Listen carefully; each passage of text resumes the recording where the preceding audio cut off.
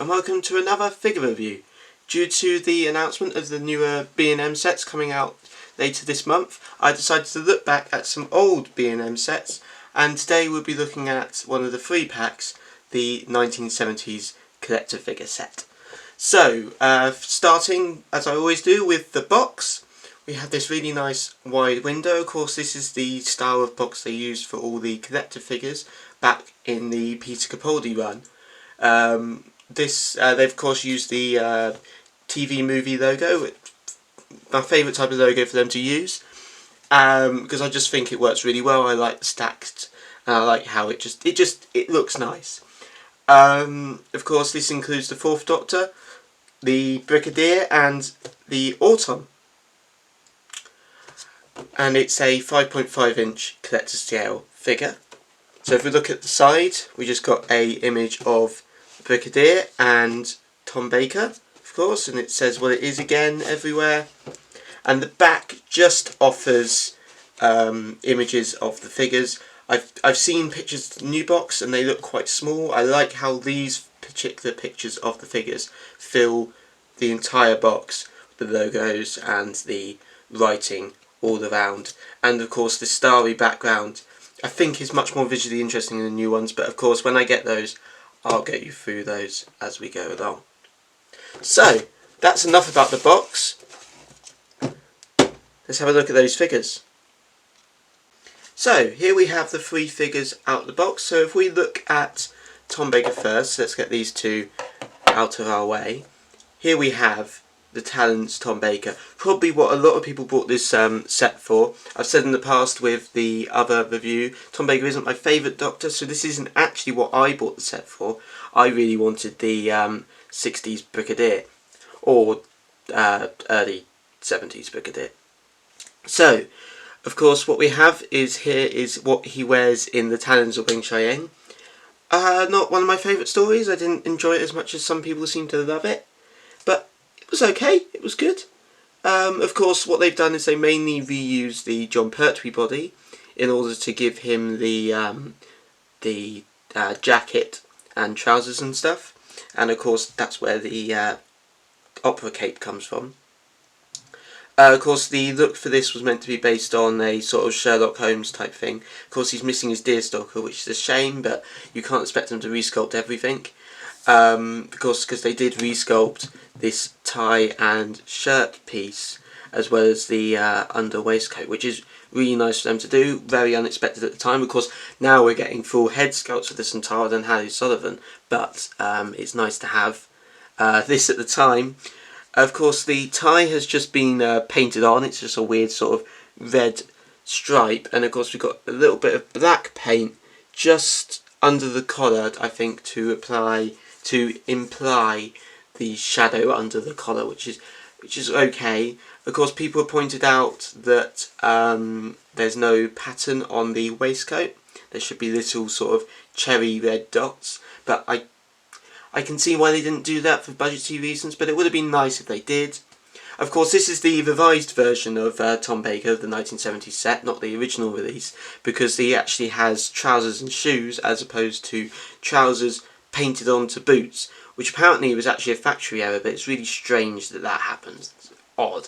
Of course, he never had frills in the episode, but of course because they reused the Jon Pertwee body, they decided to paint those white, which I think is better than leaving them red, so that works. And his gloves are just painted on, so you can actually see the fingernails at the end. However, yeah, you can also see Jon Pertwee's rings on his fingers as well. So that's slightly strange, having those little bobbly bits on his gloves. So if we come a bit closer and look at further detail, of course this is the standard Tom Baker head, but it has very nice details, very sharp face apps, and the sideburns aren't orange, which is nice to see. The hair has a general brown wash, but it also has a very light sort of blondie colour sort of wash on top of that. And then of course it's dark underneath, so there's actually like 3 shades of brown in there, which is really nice, so it really makes his hair and all the curls pop.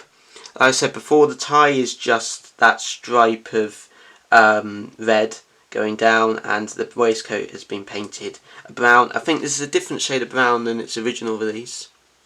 Of course, now we can look at those gloves with the fingernails, which is a strange choice.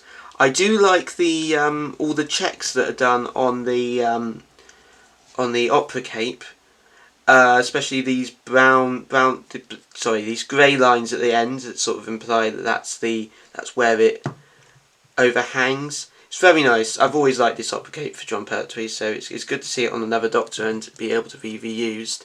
And yeah, and of course we've got actual grey trousers and black shoes. There's not a lot not going on down there. Not the most accurate to his Talon's costume, but it's nice that they were able to reuse parts to give us something that's close enough and works. Personally, I like reusing this opera cape for my dinosaurs, Invasion of the Dinosaurs, Jon Pertwee I got a few years back in another B&M set, probably my favourite B&M set, just because it's close to what he wore then and it works really nicely, and again I prefer Jon Pertwee, so I like displaying as much Jon Pertwee as possible. So yeah, that tends to be what I do, but overall I am still happy to have this variant of Tom Baker.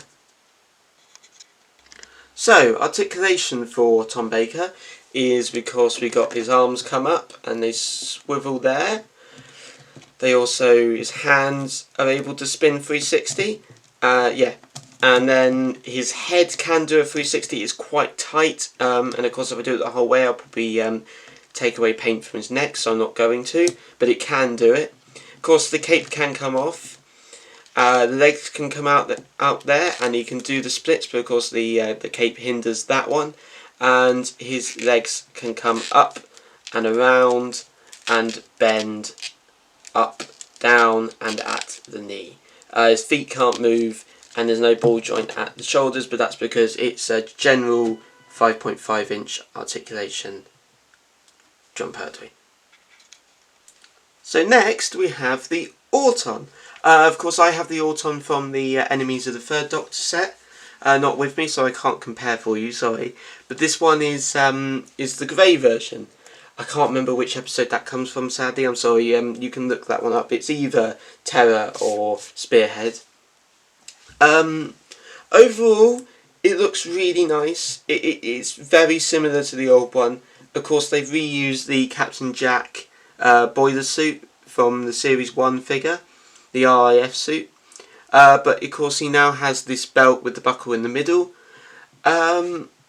Overall there's not a lot to say with this figure. It's been painted grey with silver boots, and of course you no longer got a swappable hand, you just got the gun hand, which is a nice, they could have just included the normal hand, so I'm happy they included the gun hand, because that has really nice details. You've got the silver barrel there and the blue inside, and you can even see the little details of the bits where it clicks together and the hinge there. So that's really nice. One tiny thing I don't like about this figure is it does work that the head is super shiny and plastic, but the whole body is made of really cheap plastic. I think they sort of get away with it because it's an Auton, but clearly I think the thing is it hasn't been painted. I think this is the plastic it's moulded in, because it's just so shiny and it feels cheap. Which is such a shame, because the old one didn't feel like that. The old one felt like that was cloth and the plastic was the head. But, I don't know. Either way, it's nice to have another Auton, considering I personally only have one before this. But, yeah, it's a shame it's made out of cheap plastics. Let's look at closer details. So, here's the Auton a little bit closer. You can see they've got really nice dead eyes that he had in the episode, which is always scary, especially in that car scene.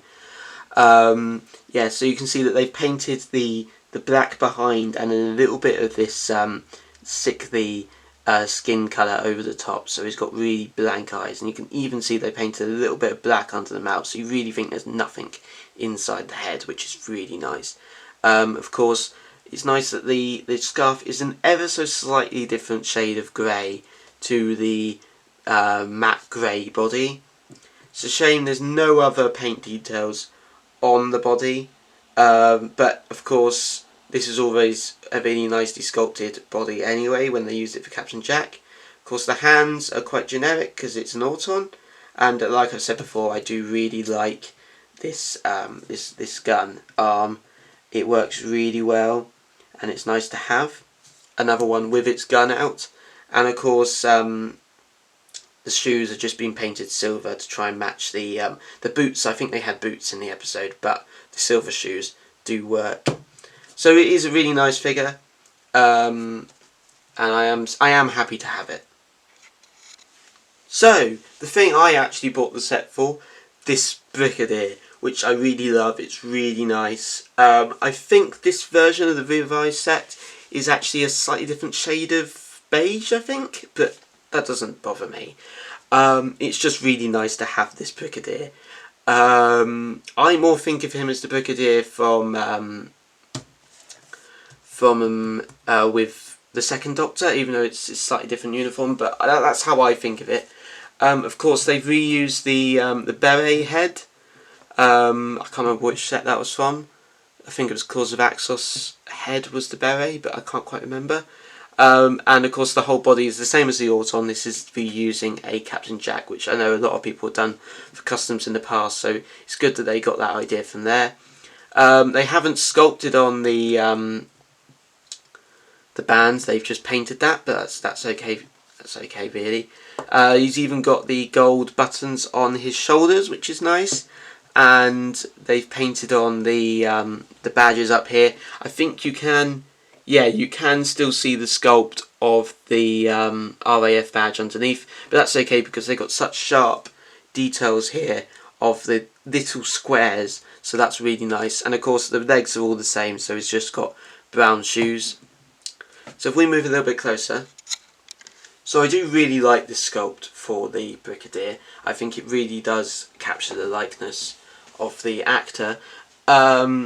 This version of the Brigadier head doesn't have quite as sharp details as the past releases, but I think that's due to budgetary reasons, and the fact that they do seem to really give their faces a lot of paint during the Capaldi time.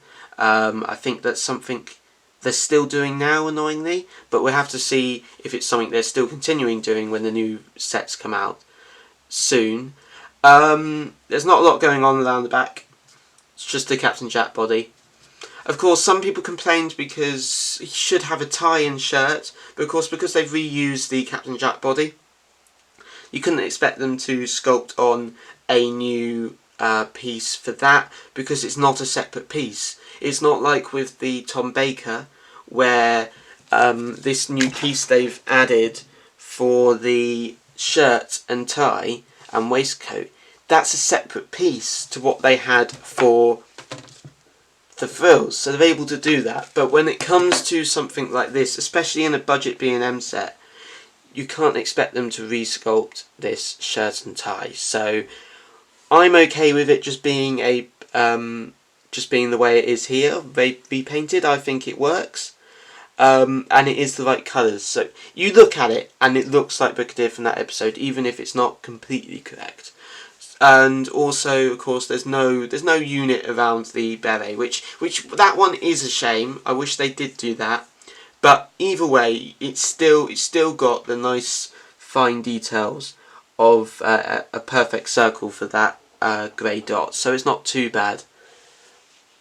And of course we got a black rim all the way around the beret, and like I said before, that's just painted on the red underbraid.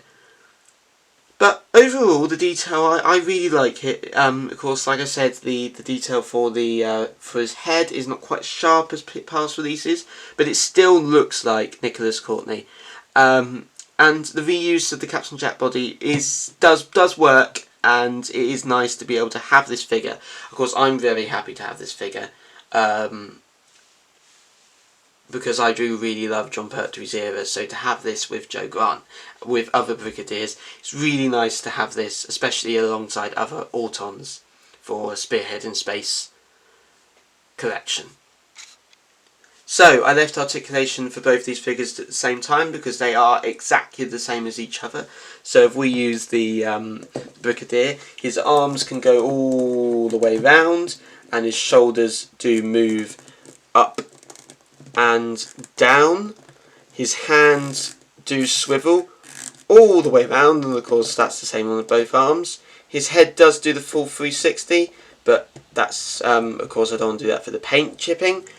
His legs can come out not quite that far, but that's because it's a Series 1 body, so it's an old figure model, and of course his knee can bend like that.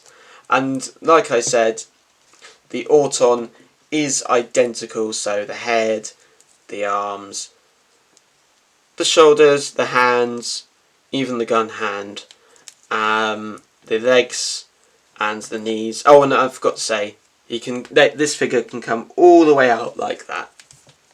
So yeah, articulation for both of those is the same and quite basic, but that's okay because you're not expecting them to go into too many dynamic poses, especially the Auton. So that brings us to the end of this review.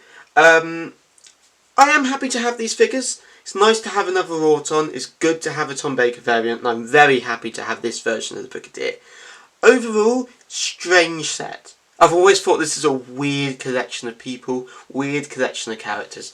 Doesn't quite fit together. We've got two characters that you could say are from Spearhead, even if this is Terror, but I still can't remember, sorry. But then you have Tom Baker. I can see why they did this Tom Baker, because it's something people have wanted. But you'd think they would try and make a Leela to go with the Tom Baker for Talons, and maybe re-release the Talons figure they brought out. Sorry, I can't remember the villain's character name, but I'm sure you know. But of course they went for this Brigadier, which of course I'm very happy with. But you'd think they'd put in a Spearhead John Pertwee. It's just an odd selection of characters. Of course they just named it the 1970's. But he only just wore this in 1970. And this is so far into 1970.